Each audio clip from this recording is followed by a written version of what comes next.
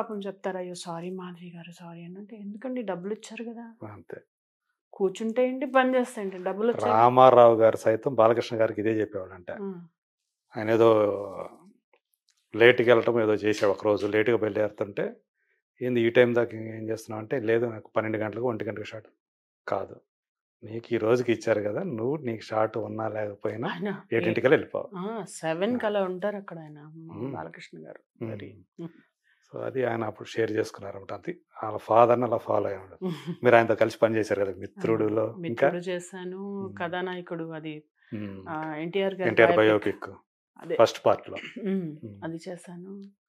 ఇంకా అంటే చేశాను నేను చాలానే. ఆయనతో ఇంకోటి గూడా 'లయన్' చేశాను. లయన్. హ్మ్. ఎప్పుడు అంటే ఆయనతో కలిసి మాట్లాడే అవకాశం దొరికిందా? మాట్లాడతారా? మాట్లాడతారు. ఆయన హ్మ్. అసలు మాధవి అని అంటే నాకసలు అంత అంత పెద్ద ఆయనకి నా పేరు గుర్తుపెట్టుకోవాల్సిన అవసరం లేదు. హ్మ్. బట్ ఒక 2 సార్లు కలిసినప్పుడు కూడా మాధవియా నువ్వు అప్పుడు చేశాం గదా! అలా ఇలా గుర్తు.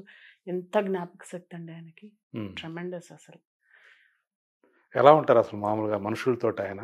అంటే పెద్ద రకరకాలుగా ఉంటది తెలీదండి. చెప్తా. ఎవరి గురించి నేను ఇదే చెప్తాను. ఎప్పుడన్నా ఇంటర్వ్యూస్‌లో అడిగితే, మనుషులు రకరకాల చోట్ల రకరకాలుగా ఉంటారు.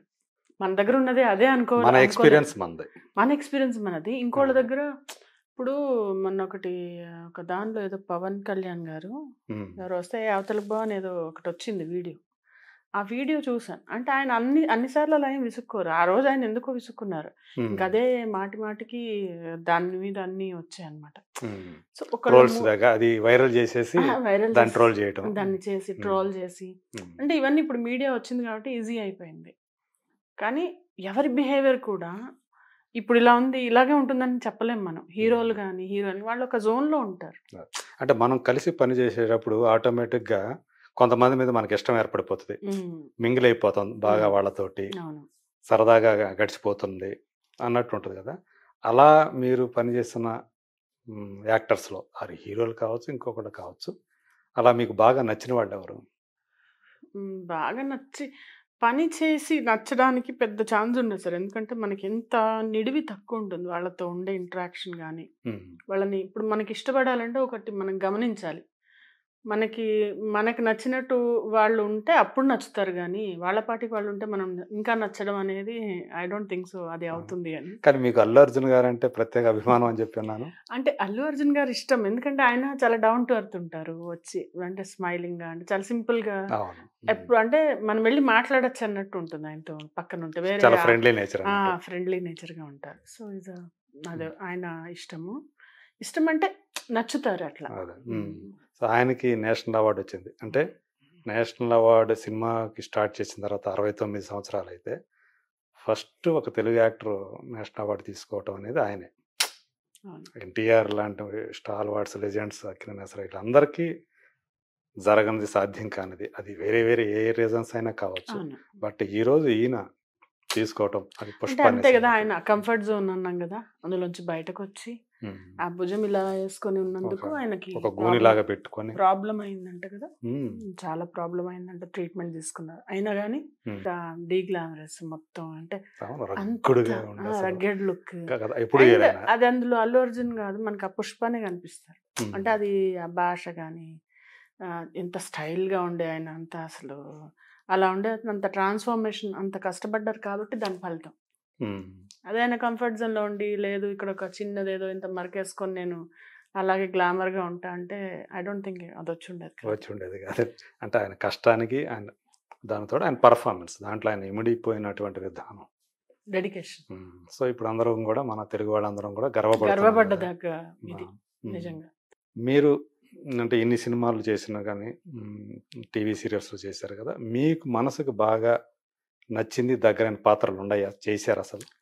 చేశానండి. 2, 3 ఉన్నాయి. ఒకటి 'కంటే కూతుర్ని కనాలి' అనే దానిలో రత్నం అని ఒక క్యారెక్టర్. ఓకే. హిలేరియస్ క్యారెక్టర్ అసలదంటే బాడీ లాంగ్వేజ్ గాని, మాస్ క్యారెక్టర్ అనమాట. అంటే అది చాలా నేనెలా ఉంటానో దానికి కంప్లీట్‌లీ ఆపోజిట్. ఫస్ట్ డే అయితే నేను చేయలేకపోయానసలు. హ్మ్. అంటే నాకు రాలేదది. అంటే ఇట్స్ వెరీ ఛాలెంజింగ్ అనమాట. ఓకే. తర్వాత డైరెక్టర్ గారి హెల్ప్‌తో వాళ్ళు చాలా ఇదిగా చేస్తారండి. ఈ సీరియల్స్ అనేవి హ్మ్. Not an easy thing. అవును. చాలా కష్టం డైలీ ఉంటుంది. సీరియల్ షూట్ గాని అదే అస్సలు చేయటం అంటే వాళ్ళ దాన్ని పని చేయటం టార్గెట్ కూడా. చాలా ఉంటుంది. సీన్స్ తీయాలి, పర్ఫెక్ట్‌గా తీయాలి, చేయించుకోవాలి. అలా చాలా ఉంటాయి. బట్ అంటే అది అంతలో ఆయన చెప్పి భలే చేయించుకున్నారు. అదొకటి చాలా ఇష్టం. దేవయాని క్యారెక్టర్ ఆఫ్‌కోర్స్ చాలా ఇష్టం. అభిషేకం అంటే చేసినవన్నీ చాలా ఇదిగానే 'రాబోయే చందమామలో' క్యారెక్టర్ పలానా నచ్చలేదనేదేం లేదండి. అంటే కానీ మీకు చాలా ఎక్కువ ఎలివేషన్ ఇచ్చింది పవర్‌ఫుల్. మాత్రం దేవయాని క్యారెక్టర్ ఆ! కదా! దేవయాని నెగెటివ్ రోల్ అవటం వల్ల కావచ్చు. అంటే అందులో రకరకాలుగా ఉంటుందండి. అంటే ఇప్పుడు అభిషేకంలో అంటే నేను ఒకలాగా ఉంటాను. అందరితో ఒకలాగే ఉంటాను. ఒకటే మూడ్ క్యారీ క్యారీ అవుతుందనమాట అవుతది. Through out. సేమ్ ఒకటే ఎమోషన్ అన్నట్టు ఒకటే ఉంటుంది. ఎమోషన్ క్యారీ అయ్యేది. చాలా ఫెరోషియస్ అదే హ్మ్. ఉంటుందనమాట. దేవయాని ఏంటి ఆ హీరోతో ఒకలాగా, కోడలతో ఒకలాగా, తోడికోడలతో ఒకలాగా, హీరోయిన్‌తో ఒకలాగా అలా రకరకాలుగా వేరియేషన్స్ వేరియేషన్ ఉన్నట్టు. అనమాట. అదే. సడెన్‌గా ఇక్కడ ఉన్నదాన్ని మళ్ళా మార్చి అప్పుడే ఇలా ద్వైధీ అదే. భావాలు చూపించాలి. హ్మ్. సో, అది చాలా అందరికీ నచ్చింది. ఛాలెంజింగ్ అది చాలా కొంచెం. ఛాలెంజింగ్‌గా ఉంది. చాలా మంది గూడా మళ్ళా ఎప్పుడొస్తారు మీరు గ్యామ్‌కంటే అలా కాదు గదా! ఏదో మనకి నచ్చినప్పుడు వెళ్ళిపోయి నచ్చినప్పుడు వస్తే కాదు గదా! It's not a cinema theatre. మీకు అంటే మీకు కుదరక వదిలేసారా? లేకపోతే వాళ్ళే వేరే వాళ్ళని చూజ్ కాదు చేసుకొని కదా! పెట్టారా? నేను యూకే వెళ్ళాను కదండీ. మా అదే. వారి దాని జాబ్ గురించేనా? కాంట్రాక్ట్ కోసం యాక్చువల్లీ అది లాంగ్ టర్మ్ ఉండాలి. హ్మ్. అందుకని వదిలేసెళ్ళా. లేతే ఎవరు వదులుకుంటారండి అంత మంచి ఆపర్చునిటీ, అంత మంచి రోల్.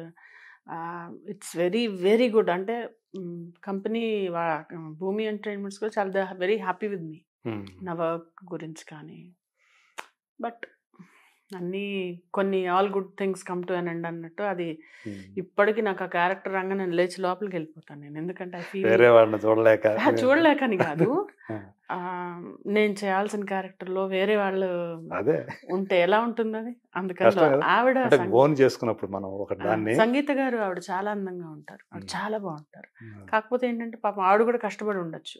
ఆ హ్మ్. రోల్ నేను మనం డైరెక్ట్‌గా చేయడం వేరే. ఇంకోళ్ళు చేసిన దాన్ని ఈక్వల్ తేవాలంటే కొంచెం అవును. ఆ కష్టమవుతుంది. కంపారిజన్ వస్తది. ఆ! ఆ కంపారిజన్. ప్రెషర్ ఆవిడ ఉంటుంది. ఫీల్ అయ్యి ఉంటుంది ఆవిడ ఆ! ప్రెషర్. ఆమెకి ఆ ప్రెషర్ ఉంటుంది. ఉండుండొచ్చు. మనకు తెలియదు. ఆవిడ ఎందుకంటే నాకు పెద్ద పరిచయం లేదు ఆవిడ. అదే. హ్మ్.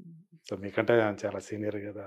కేవలం మీ మీ వారి కోసం త్యాగం చేశారన్నమాట. ఇలా వదిలేసాను ఆ! నేను. కానీ అప్పుడు మీరేమో అనుకోలేదా? అంటే ఒక పక్క సీరియల్స్ అది వదులుకోవడం ఒకటి, సినిమాలకు గూడా దూరం అయిపోతారు గదా! అంటే సినిమాలు ఎటు ఒక 1, 2 మంత్స్ గ్యాప్ వస్తాయండి. హ్మ్. వరుసగా మనకి వెంటబడి సినిమాలనేవి అంటే ఇది ఇక లిమిటెడ్ పీరియడ్ అన్నట్టుగానే ఎళ్లారా అక్కడికి?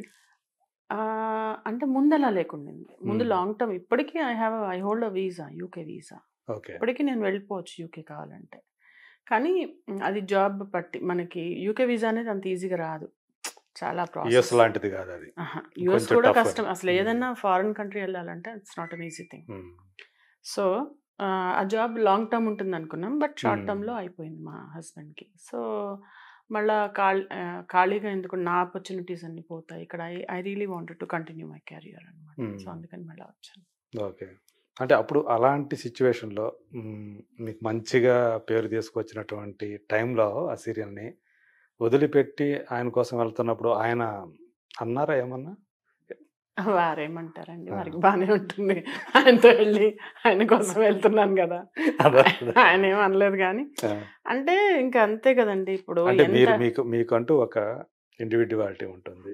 అది మీ ఉంది. కెరీరు. సో, దాని మధ్యలో సడెన్‌గా వదిలేసుకొని వెళ్ళాల్సి రావటం అంటే అనేది. ఆయన్ని చూసుకోవడం ఆయనకి అంటే ఆయన ఇప్పుడు ఒక్కళ్ళే వెళ్ళి ఇప్పుడు ఆయన అలా పెరిగారు. హ్మ్. చిన్నప్పటి నుంచి ఎవరో ఒకళ్ళ వాళ్ళ మదర్ అంటే మీ ప్యాంపర్ మీద చేసి డిపెండెంట్ అన్నమాట కంప్లీట్‌గా కైండ్ ఆఫ్, అనుకోవాలా? Kind of. అంటే హ్మ్. తనకి ఉండగలుగుతారు గానీ, ఎవరైనా సపోర్ట్ కంపల్సరీ కావాలి. అంటే హ్మ్.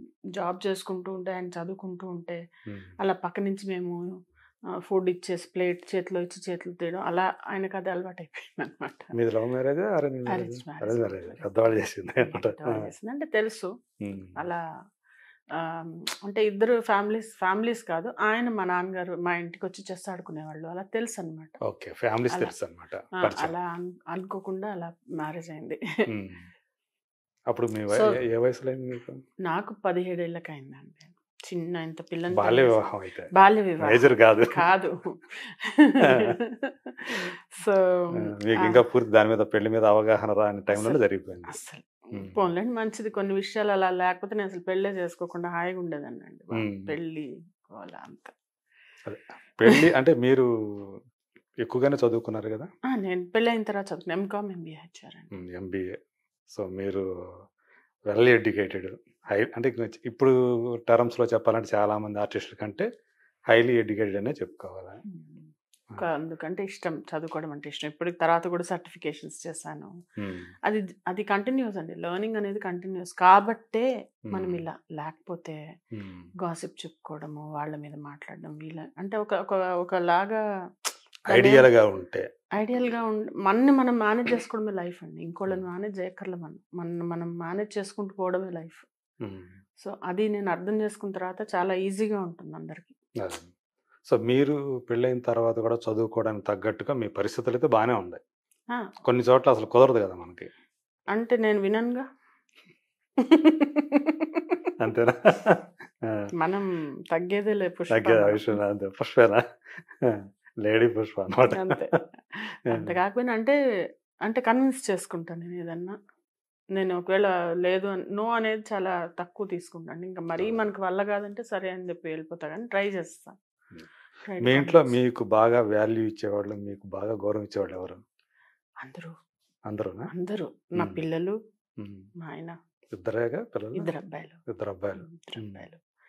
ఎవరన్నా మాధవి అంటే నేను ఉంటే ఒక లెక్క, లేకపోతే ఇంకో లెక్క అలా ఉంటుంది. నేను ఉన్నానంటే మొత్తం అందరూ అమ్మయ్య ఇంకా లైక్ థింగ్స్ ఫాస్ట్గా అవుతాయి. లేకుంటే వాళ్ళ కాన్ఫిడెన్స్ నా మీద. మా అక్క, మా మదర్, మా అన్నయ్య చాలా ఫ్యామిలీ తోటి మంచి అటాచ్మెంట్, చాలా ఎక్కువ అటాచ్మెంట్. ఇప్పుడు మీరు ఇందాక చూసాము అమ్మతో మీరు మాట్లాడిన అమ్మతో కూడా మీరు అలాగే చాలా ఫ్రెండ్లీగా ఉంటా. అమ్మని రకరకాలుగా ఏడిపిస్తూ ఉంటా.